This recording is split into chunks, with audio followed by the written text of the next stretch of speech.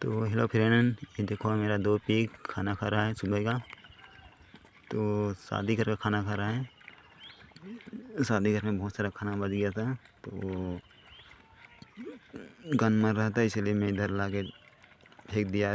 Pig को खोल दिया हूँ, मेरा सुअर को, और ये इधर खाना खा रहा है। तो वीडियो मैं यहीं से एंड कर रहा हूँ, और ऐसे ही पिग से रिलेटेड वीडियो पाते रहने के लिए मेरा चैनल को सब्सक्राइब करिए और वीडियो को लाइक करें। ऐसे ही पिग से रिलेटेड वीडियो आप लोग को मैं देता रहूँगा। चैनल में अब बहुत सारा वीडियो अपलोड किया हूँ, जाके देखिए आप लोग। और ये वाला पिग गाभिन हो चुका है, ये फिलहाल 2 महीने। तो चैनल को सब्सक्राइब करके रखिएगा, तभी बाद में वीडियो मिलेगा आप लोग को।